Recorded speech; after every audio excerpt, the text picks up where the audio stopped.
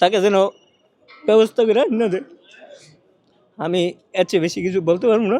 সমন্বয়ক সহ সমন্বয়ক যা হচ্ছে আপনার 4 দিন হয়ে গেছে, আমরা তার কোনো খোঁজখবর পাচ্ছি না।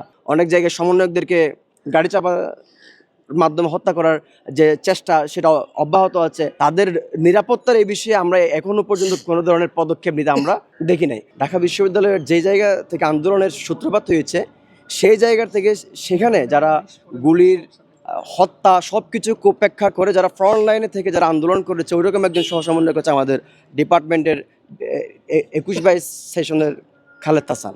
এবং এরকম একজন সহ সমন্বয়ক যা হচ্ছে আপনার 4 দিন হয়ে গেছে, আমরা তার কোনো খোঁজখবর পাচ্ছি না।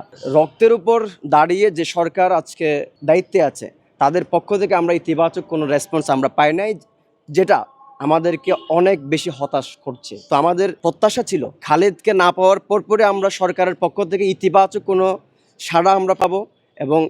এবং খালিদ কোন জায়গায় আছে অনেকে এটা বলার চেষ্টা করছে সে যে গোপনে বা সেই।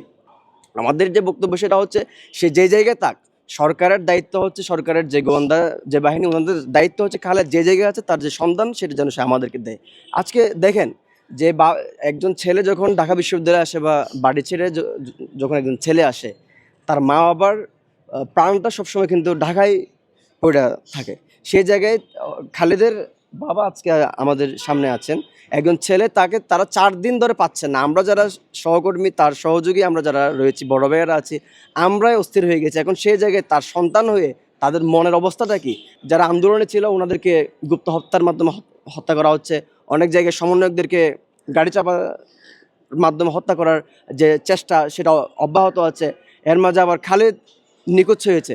কিন্তু আমরা সরকারের পক্ষ থেকে আমাদের যারা আন্দোলনে ছিল, যারা নেতৃত্বে যারা ছিল তাদের নিরাপত্তার এই বিষয়ে আমরা এখনো পর্যন্ত কোনো ধরনের পদক্ষেপ নিতে আমরা দেখি নাই। তো আমরা সরকারের কাছে আহ্বান জানাবো অতি দ্রুত খালেদ যে জায়গায় থাকুক না কেন খালেদের যে সন্ধান সেটা আমাদেরকে দিতে হবে। ভালো মন্দ যেমনি হোক তাকে যেন ব্যবস্থা করে না দেয়। আমি এর চেয়ে বেশি কিছু বলতে পারবো না। আমি দোয়া চাই এবং তাকে ফেরত চাই। এই মুহূর্তে তার গুম বা নিখোঁজ হওয়া অস্বাভাবিক এবং উদ্বেগজনক, যা বিশ্ববিদ্যালয়ের সার্বিক নিরাপত্তা ব্যবস্থাকে প্রশ্নবিদ্ধ করে। আমরা শিক্ষার্থীরা এই ঘটনার পর খুবই দুশ্চিন্তাগ্রস্ত ও নিরাপত্তাহীনতায় ভুগছি। এমতো অবস্থায় মহোদয়ের নিকট আমাদের 3 দফা দাবি পেশ করা হলো। 1. খালেদ হাসানের দ্রুত সন্ধান পেতে কার্যকরী পদক্ষেপ গ্রহণ করে আমাদের মাঝে ফিরিয়ে দিতে হবে। 2. বিশ্ববিদ্যালয়ের গুরুত্বপূর্ণ স্থানসমূহে আধুনিক সিসি ক্যামেরার সংখ্যা বৃদ্ধি সহ সকল ধরনের নিরাপত্তা ব্যবস্থা জোরদার করতে হবে। 3.